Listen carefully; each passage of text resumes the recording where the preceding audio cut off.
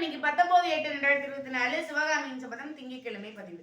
அதாவது நம்ம பார்த்திருந்தோம்ல, போன பதிவில் நம்ம பார்த்திருந்தோம். என்ன அப்படின்னா, சிவகாமி வந்து அவருடைய ஆசை மாதிரி புத்த துறவி ஆகணும்னு சொன்னது. அப்புறம் ஆயனார் அதுக்கு ஒத்துக்கிட்டது. பல்லவ மன்னர் மகேந்திரவர்மர் அது ஆமா சிவகாமி புத்த துறவி ஆகலாம் அப்படின்னு சொல்லி சொன்னது. இதுக்காக மாமல்லர் வந்து அவருடைய ரியாக்ஷன் எப்படி இருந்துச்சு அதெல்லாம் போன பதிவில் பார்த்திருந்தோம். ஒரு கேள்விக்குறியோட தான் முடிச்சிருந்தோம். ஏன் வந்து திடீர்னு மாமல்லர் வந்து அப்படி திரும்பிக்கிட்டாரு, மகேந்திரவர்ம பல்லவர் ஏன் திடீர்னு புத்த துறவி ஆகணும் அப்படின்னு சிவகாமியை சொன்னாரு அப்படின்றதுக்கான காரணங்களை இந்த பதிவுல பார்க்கலாம் அப்படின்னு போன பதிவில் நம்ம முடிச்சிருந்தோம் அல்லவா. அதே மாதிரியே இந்த பதிவுல பார்த்துடலாமா. என்ன அப்படின்னா, அந்த சிவகாமி அப்படி சொன்ன உடனே மாமல்லர் அப்படியே திரும்பிக்கிட்டாரு. சிவகாமி ஒரு கணத்துல சொன்னாதான் நான் புத்த துறவி ஆகணும் அப்படின்னு. ஆனா இதுக்கு அவருடைய ஆசையெல்லாம் கிடையாது.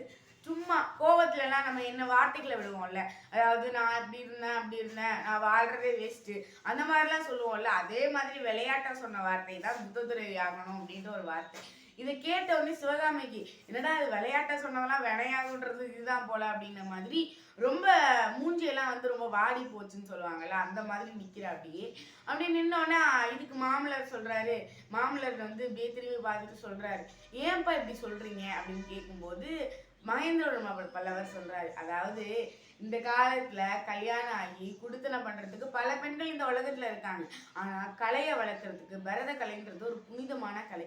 அந்த கலையை வளர்க்கறதுக்கு சிவகாமி இருந்துட்டு போட்டுமே, ஏன் அவ புத்த துறவியாகி நம்ம நாட்டுக்கும் நல்லது செஞ்சு பரத கலையும் வளர்க்கட்டுமே அப்படின்னு சொல்லி சொன்ன உடனே ஆயினாரும் ஆமாம்மா பல்லவா, அப்படியே நடக்கட்டும், நீங்க சொல்ற மாதிரியே நடக்கட்டும் அப்படின்னு பல்லவரை வாழ்க்கை சொல்லுவாங்கல்ல.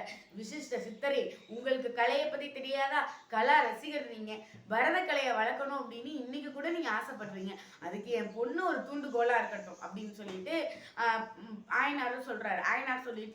ஆயனாரை தான் சொல்றாரு, நானுமே தான் நினைச்சேன் புத்த துறவி ஆகக்கூடாதுன்னு தான் நினைச்சேன் அப்படின்னு சொல்லி சொன்ன உடனே இதை கேட்ட சிவகாமிக்கு அன்னைக்கு என்னடானா நீ புத்த துறவியெல்லாம் ஆகக்கூடாது அப்படின்னு நினைச்சேன் அப்படிங்கிறீங்க, இன்னைக்கு என்னன்னா புத்த துறவி நீங்க ஆகணும்னு மகேந்திர பல்லவர்கிட்ட நீங்க பேசுறீங்க, என்னடா இது அப்படின்னு அவர் ரொம்ப குழம்பி போய் நிக்கிறார். இப்படி குழம்பி போய் நிற்கும் போது மகேந்திரவர்ம பல்லவர் கேட்கிறாரு, நான் நினைக்கிறது சரி, நான் கலை ரசிகர், ஆனா நீங்க ஏன் ஆயனார் இப்படி நினைக்கிறீங்க, உங்க கருத்து என்ன அப்படின்னு கேட்கும்போது உடனே ஆயனார் சொல்றாரு, என் பொண்ணு என்னுடைய மனைவிக்கு அப்புறம் என் பொண்ணு தான் என் உயிரை நான் பார்த்துட்டு இருக்கேன், என் பொண்ணு இன்னொரு வீட்டுக்கு போயிட்டாங்கன்னா நான் எங்க போறது, நான் என்னுடைய வாழ்க்கை எப்படி போகும், அதனால சிவகாமி என் கூடயே இருக்கட்டும் அப்படின்னு ஒரு ஆசையில அவர் சொல்லிட்டாரு அப்படின்னு சொல்றாரு.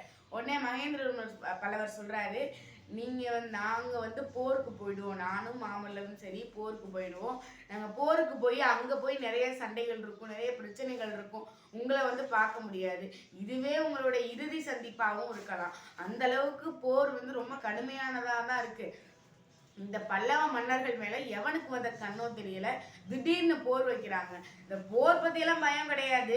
எங்க அப்பா அந்த காலத்துல நான் இங்க போர் கத்துக்கணும், போர்க்கலை பத்தி கத்துக்கணும் அப்படின்றதுக்காண்டி இலங்கை போருக்கு அனுப்புனாரு. ஏன்னா அந்த காலத்துல இருந்து பல்லவ சாம்ராஜ்யம் மேல பயம், அதனால யாருமே நம்ம நாட்டுல போரே எடுத்து வரல.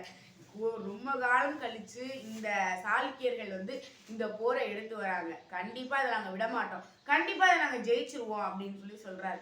உடனே ஆயனார் சொல்றாரு, உங்களுடைய என் மகன் மேல கலா ரசிகர், நீங்க வந்து அங்கு வச்சிருந்தீங்க, இவ்வளவு கலையை வந்து சொல்லி கொடுத்துருக்கீங்க, பரத கலையை போற்றிருக்கீங்க, புத்த துறவி ஆகணும்னு ஒரு ஆசை கொடுத்துருக்கீங்க, இதெல்லாமே கண்டிப்பா நடக்கும் அண்ணா, நீங்க ஏன் அப்படிலாம் இறுதி சந்திப்புலாம் சொல்றீங்க, அதெல்லாம் நடக்காது, உங்க போர் கண்டிப்பா நல்லபடியா முடியும் அப்படின்றத சொல்றாரு ஆயனர்.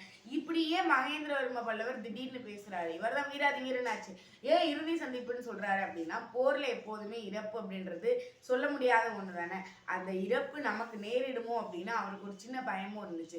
ஏன் இப்படி இருக்கு அப்படின்றதெல்லாம் அடுத்த திங்கட்கிழமை சிவகாமி பதிவுல பார்ப்போம்.